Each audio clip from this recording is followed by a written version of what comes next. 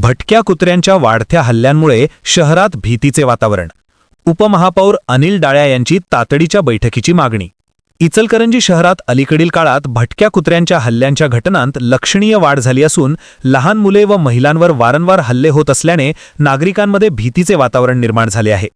या पार्श्वभूमीवर उपमहापौर अनिल डाळ्या यांनी महापालिका प्रशासनाने तातडीने विशेष बैठक बोलवावी अशी मागणी केली आहे.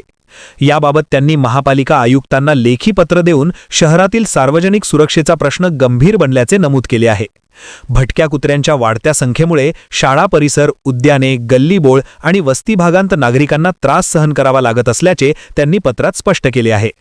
सार्वजनिक सुरक्षेच्या दृष्टीने त्वरित उपाययोजना करणे आवश्यक असून कुत्र्यांचे निर्बीजीकरण, लसीकरण, पकड मोहीम आणि आरोग्य तपासणी यांसारख्या उपायांवर तातडीने निर्णय घेणे गरजेचे असल्याचे त्यांनी म्हटले आहे. या बैठकीस पोलीस प्रशासन, आरोग्य विभाग, पशुवैद्यकीय विभाग तसेच संबंधित अधिकाऱ्यांना उपस्थित राहण्याचे आवाहन करण्यात आले आहे. लवकरात लवकर बैठक घेऊन ठोस आणि परिणामकारक कारवाई करावी अशी मागणी उपमहापौर डाळ्या यांनी केली आहे. वसुंधरा शक्ती न्यूजसाठी पत्रकार विजय तोडकर.